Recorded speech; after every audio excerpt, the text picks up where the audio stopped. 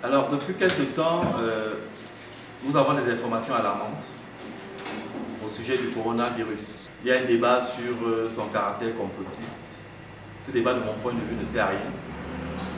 Qu'il soit naturel ou artificiel, le plus important, c'est que nous devons nous défendre. Et visiblement, nous nous défendons dans un contexte compliqué pour nous, compte tenu d'un certain nombre de manquements qui sont les nôtres. Donc, nous sommes embêtés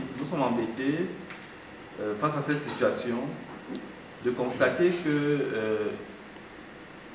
les virologues, les épidémiologistes, les intellectuels de tous bords, les chercheurs, les universitaires se confinent dans un silence presque assassin. Nous sommes, paraît-il, face à une crise existentielle, face à un défi qu'on n'a pas encore vu, puisque les mesures prises par les autorités de notre pays montrent bien que nous sommes face à quelque chose d'exceptionnel. Les gens de ma génération n'ont jamais connu une situation où l'État aurait décidé de fermer toutes les écoles, toutes les universités pour une durée indéterminée. On dit 15 jours renouvelables, indéterminée. Donc le problème est grave. Nous entendons que des pays comme l'Italie ont perdu 400 personnes en une journée. Mais les masses doivent s'informer sur WhatsApp, sur les rumeurs, à gauche, à droite, sans qu'on ait le sentiment que, à la suite des mesures gouvernementales, les responsables, chacun à leur niveau, prennent la mesure de la situation et rentrent dans le débat pour proposer des solutions contextuelles. Vous savez très bien que le confinement chez nous, c'est une mesure à suivre absolument, mais c'est un peu limité parce que notre façon de vivre, notre mode de vie, l'absence même de l'eau courante à la maison, vont imposer aux gens de sortir. Qu'est-ce qu'il faut donc faire pratiquement? Qu'est-ce que les mairies, par exemple, à l'échelle d'une mairie, font pour que les gens puissent rester à la maison et avoir l'eau? Qu'est-ce qu'on fait au marché? Est-ce qu'il faut faire des corridors spécifiques avec des trajets, Bref, il faut qu'on fasse quelque chose, on ne peut pas juste rester là comme ça. On entend parler de solutions comme la chloroquine, comme certaines de nos herbes qui auraient des vertus poussières pour ça. J'imagine qu'il y a eu des thèses, des soutenances dans les instituts de recherche, dans les départements, ainsi de suite.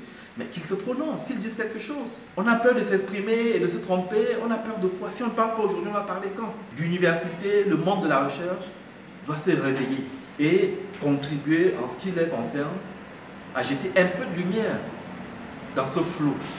Les moments difficiles sont devant nous. Tout le monde salue la transparence, la sobriété du ministre de la Santé publique, qui communique de manière très ouverte. Mais on sait très bien que notre dispositif, notre système de santé ne va pas pouvoir faire face à quelque chose qui serait massif. Qu'est-ce qu'aujourd'hui on peut organiser pour que si jamais les hôpitaux étant débordés, il faille confiner les gens à domicile? Comment ça peut se faire concrètement? Qu'est-ce qu'on peut faire en attendant? On ne va pas attendre d'être... Il faut dès maintenant réfléchir aux problèmes de prise en main communautaire. Il faut réfléchir aux questions logistiques, de transport de ci ou de ça.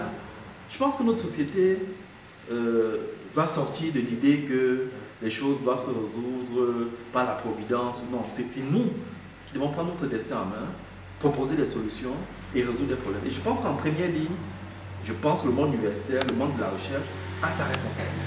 En tout cas, nous, à l'Agence universitaire pour l'innovation, nous réfléchissons à proposer, dans 5-10 jours, on se bat avec nos moyens de bord, un respirateur pour aider le corps médical dans des processus de réanimation qui pourraient être massifs, vu ce qu'on entend d'ailleurs, pour avoir des dispositifs de lavabo automatique pour permettre aux gens de se laver les mains, d'avoir des gels qu'on peut avoir dans les mairies, dans les entreprises, dans toutes les boutiques, un peu partout.